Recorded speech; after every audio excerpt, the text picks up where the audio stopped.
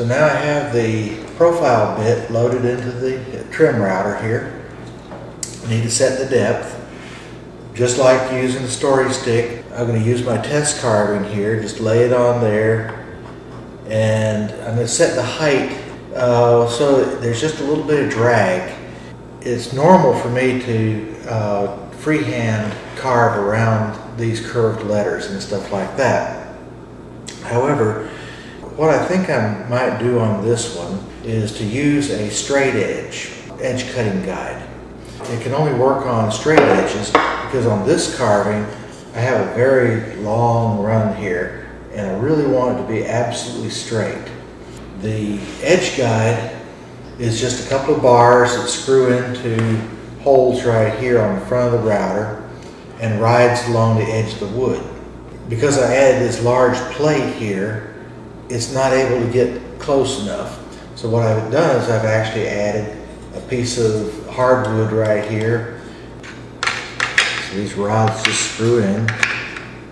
Now, in order to adjust this edge guide, you have these two little thumb screws. So the trick is to figure out exactly where to put the edge guide there to get the cut that you want.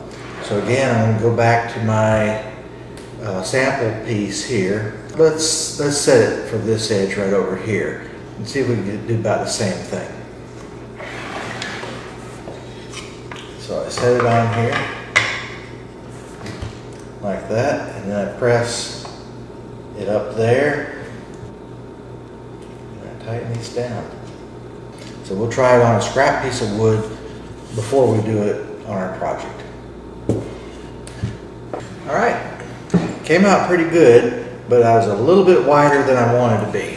So I readjusted it to be a little bit closer to the edge, a little bit narrower. And the main reason was I don't really want to be crowding this spot right here too much, and I sure don't want to crowd the letters over here. So what I'm going to do now is run the edge guide down these straight sections on all four sides, and then we'll have to freehand these curved sections. All right, we're going to try a little bit of new technology here. The borders and the edge guide on this router have always been a problem to me, and the main reason is the edge guide here will not let the router go too far in this way, but there's nothing to keep it from popping out.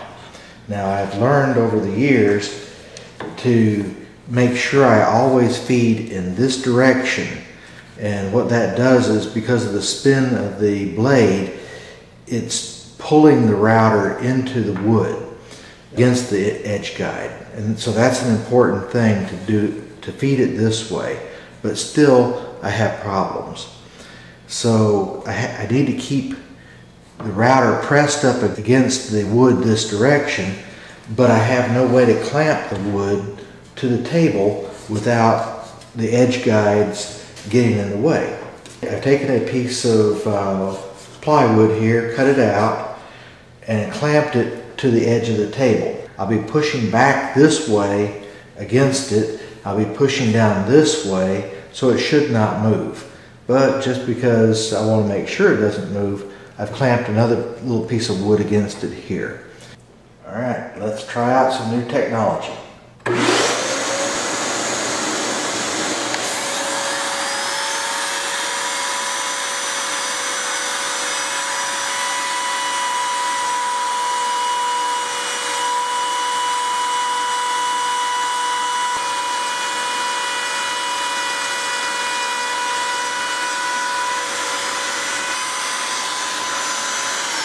As you can see, I have an absolutely straight line right about the right width all the way across.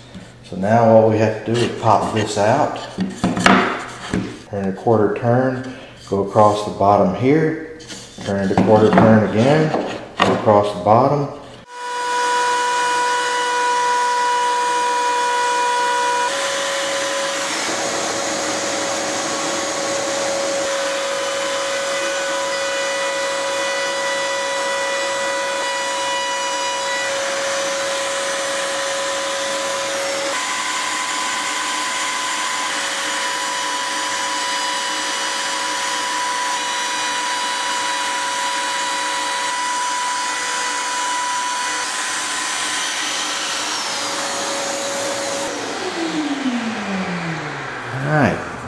that worked out very, very well.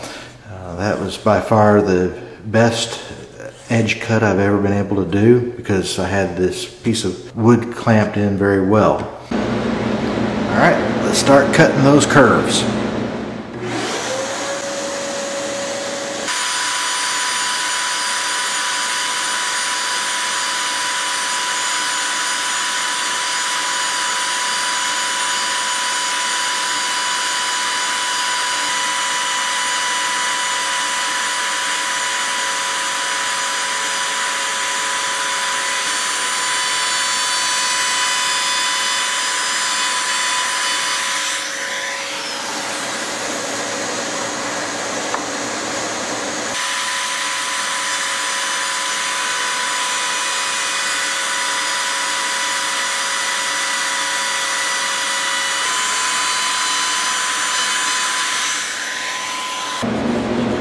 This came out really nice.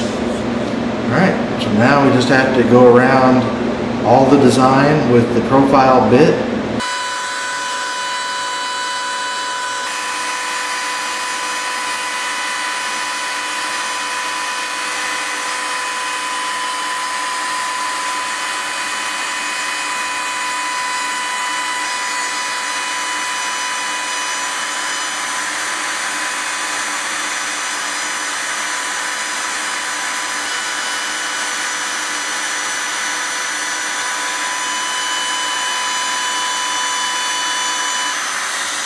Okay, I need to stop here for just a minute, point out a couple of things.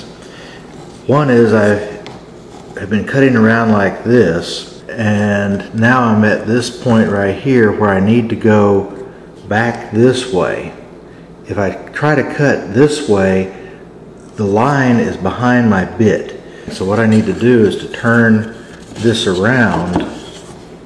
Now I'm always working where I can see the line and clearly and see exactly where the bit is cutting.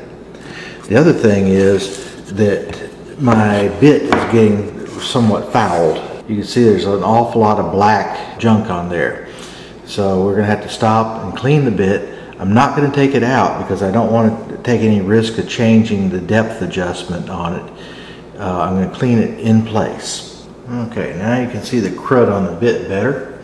I'm just going to take some tool and bit cleaner. I put the paper towel on there just to keep cleaner from going where it doesn't belong. And the cleaner will soften it up, and then I'll work it with a knife point to dig all that junk out of there.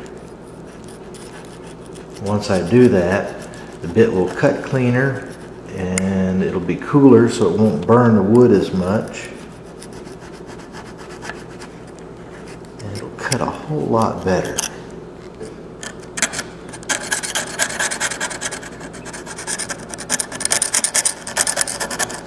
Now, as I mentioned before, getting into some of these little narrow spots with a round bit can be a problem. You can see the line here where I wanted a nice sharp corner, but I can't quite get it with a round bit set at the depth that it's at. Okay, so in order to get this little nib right here, this little sharp corner that I want, what I'm going to do is I'm going to come down this way, and when I get right up to it, I'm going to start to lift the router up this way, and hopefully you can see me cut the corner out with just the tip.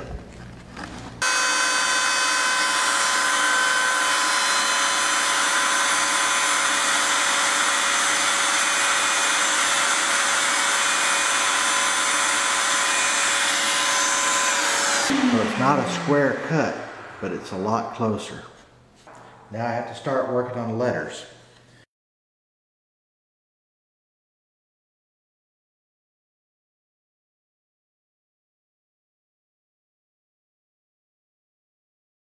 As before, I'm doing all the cutting that I can do where I can see the bit. Notice that I did not try to cut the back side of this right here. What I'll do is I'll rotate this piece this way, and now I can safely cut down into here and see exactly where my bit's going to go. Same thing here, same thing up here. Now I am having some troubles with the fuzzies here, the little wood fibers that curl up and they get in my way. So occasionally I'll have to stop and get them out of my way.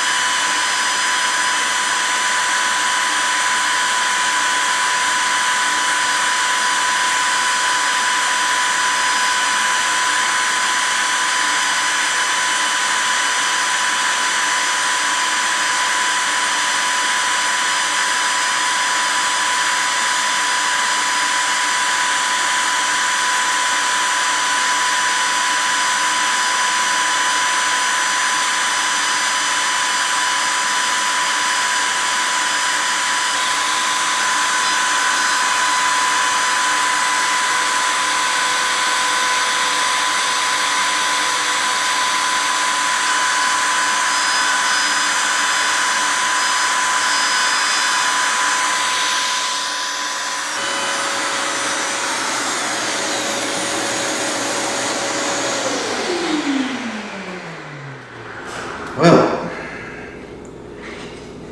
got all the outlining done on it now, and it looks really, really good. The walnut just carved beautifully. So I'll just take some sandpaper real quickly, go over it, and then we'll be ready to lower the background.